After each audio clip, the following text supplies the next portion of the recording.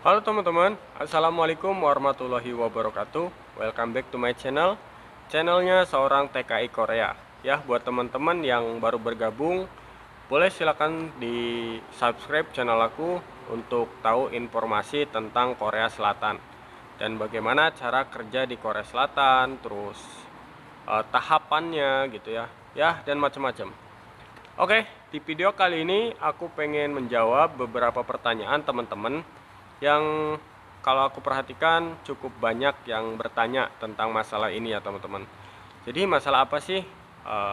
Jadi kemarin itu aku sempat baca, Mas, apakah kalau kita berangkat ke Korea itu harus fasih berbahasa Korea dulu atau bisa berbahasa Korea dulu gitu ya? Nah, ini cukup banyak sih yang nanya.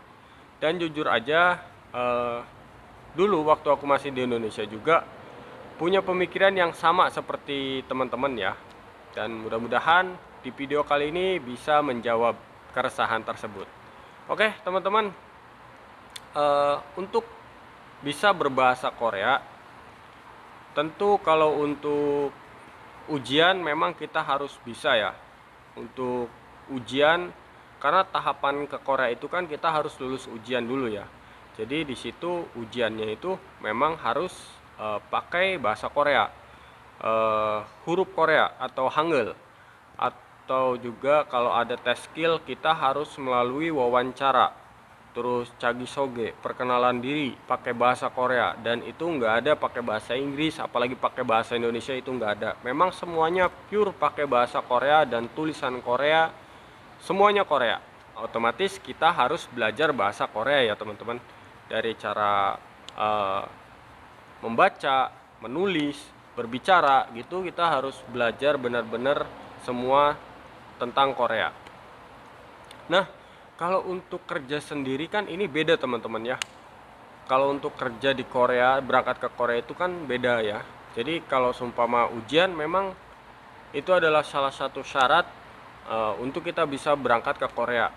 Dan kita harus lulus memang. Kalau nggak lulus otomatis kita nggak akan bisa ke Korea. Nah, kalau seumpama sudah lulus ujian, tapi ternyata kita nggak bisa bahasa Korea. Apakah kita nggak akan bisa terbang ke Korea? Nah, ini dia teman-teman. Jadi teman-teman akan tetap bisa berangkat ke Korea. Karena eh, kalau seumpama kita harus pasti berbahasa Korea dulu, kita harus bisa bahasa Korea dulu baru bisa berangkat ke Korea. Kayaknya hanya sedikit orang yang bisa berangkat dan bisa bekerja di Korea Selatan, teman-teman. Tapi faktanya banyak banget TKI-TKI yang sudah ada di Korea Selatan. Dan semuanya eh, tidak fasih berbahasa Korea juga gitu ya. Ya mungkin ada beberapa orang yang memang fasih dan bisa gitu ya berbahasa Korea, tapi nggak semuanya teman-teman. Karena faktanya ketika di lapangan juga masih banyak yang belum bisa menyesuaikan diri dengan bahasa Korea ini sendiri teman-teman. Ya kalau untuk saya pribadi, ya saya masih terus belajar sih. Intinya kita harus mau belajar sih teman-teman. Nah tapi teman-teman ya, kalau seumpama teman-teman sudah sampai Korea dan teman-teman bisa fasih berbahasa Korea, bisa berbahasa Korea, bisa berkomunikasi dengan orang-orang Korea, itu bakal bisa jadi nilai plus buat teman-teman dan juga bisa menjadi senjata buat teman-teman. Maksudnya buat senjata, bukan senjata perang ya. Maksudnya eh, ketika teman-teman di pabrik, otomatis teman-teman ketika menerima perintah dari atasan itu, entah itu dari mandor, dari kepala pabrik, dari atasan langsung, dari sajangnim gitu ya.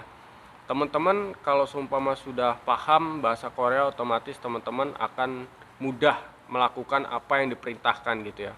Berbeda kalau seumpama teman-teman belum paham atau teman-teman nggak bisa bahasa Korea. Jadi teman-teman mungkin akan lebih susah gitu ya menerima perintah. Jadi apa sih maksudnya gitu kan yang diperintahkan, dan seperti yang teman-teman tahu, orang-orang Korea sukanya cepet-cepet gitu ya. Dan ya kalau seumpama kita disuruh cepet malah kita bingung, otomatis ya teman-teman sudah tahu lah apa yang bakal terjadi gitu ya. Nah seperti itu teman-teman kurang lebih. Jadi apakah harus fasih dulu baru bisa berangkat? Itu jawabannya enggak. Tapi kalau teman-teman fasih berbahasa Korea, itu bakal membuat teman-teman lebih cepat beradaptasi dan juga mungkin bakal menjadi kesayangan eh, orang di perusahaan gitu ya, karena teman-teman bisa berkomunikasi dengan baik dan juga bisa melakukan perintah dengan baik, dan itu bakal menjadi nilai plus buat teman-teman. Bukan cuma di pabrik, mungkin juga nanti di luar pabrik, kayak di lingkungan, kalau teman-teman seumpama main atau mau belanja gitu, atau mau ke apa gitu kan. Jadi itu bisa mempermudah teman-teman lah istilahnya untuk menjalani kehidupan di Korea. Dan terus kalau seumpama saya pengen belajar gimana sih? Nah, mungkin untuk itu aku cuman bisa sharing apa yang aku jalanin ya. Dan jujur aja sampai sekarang pun aku masih terus belajar gitu ya.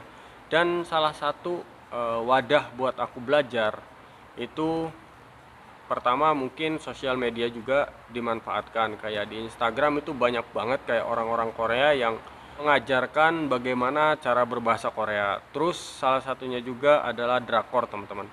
Mungkin sebagian teman-teman bilang, ih apaan sih drakor, jijik gitu ya, atau apalah segala macam gitu ya. Karena percintaan ya, mungkin teman-teman kurang paham tentang drakor ini ya. Jadi teman-teman, drakor itu nggak melulu tentang percintaan, nggak melulu tentang romantis-romantisan, karena di drakor juga ada yang action, komedi, terus ya banyak lah genrenya. Jadi nggak melulu tentang percintaan, teman-teman. Dan di situ menurut aku cukup membantu untuk belajar bahasa Korea, entah itu dari pengucapan, entah itu dari kita pendengaran. Dan kalau seumpama teman-teman juga pengen, saya pengen ini nih, pengen ngomongnya biar lebih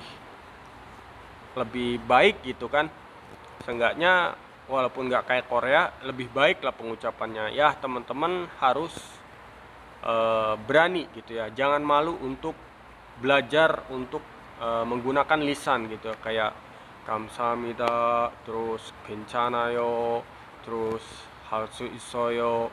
Jadi pokoknya teman-teman belajar terus, langsung pakai mulut, jangan di hati ya. Kalau di hati ya teman-teman akan sulit juga ketika mengucapkan.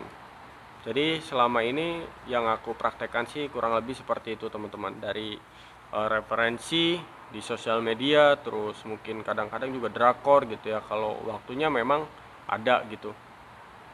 Terus jangan segan-segan buat ngomong, karena jujur aja biasanya aku juga masih berat banget buat ngomong gitu ya, walaupun di otak aku kayaknya udah pengen siap ngomong itu, tapi kayaknya di mulut itu berat banget. Nah, kita harus melatih itu, teman-teman. Nah, mungkin itu aja ya, teman-teman. Semoga video ini menjawab keresahan teman-teman yang masih ada di Indonesia, yang khawatir kalau belum bisa bahasa Korea, tidak bisa berangkat atau tidak bisa bekerja di Korea. Itu tidak, teman-teman. Jadi teman-teman masih bisa bekerja ke Korea dan berangkat ke Korea, walaupun teman-teman mungkin bahasanya terbatas, terus mungkin masih banyak banget kurang paham gitu ya. Jadi gak usah khawatir, selagi teman-teman sudah lulus ujian dan segala macam, berkas-berkas aman, sudah disendingkan, insya Allah teman-teman akan berangkat juga ke Korea. Tetap semangat, teman-teman, jangan lupa terus belajar agar teman-teman bisa cepat beradaptasi di Korea, karena itu sangat diperlukan, cepat beradaptasi. Oke teman-teman, semoga video ini bermanfaat. Bagi yang suka silahkan di like, dan sampai jumpa di video berikutnya. Kalau ada pertanyaan silahkan tulis di kolom komentar. Sampai di sini dulu videonya. Wassalamualaikum warahmatullahi wabarakatuh.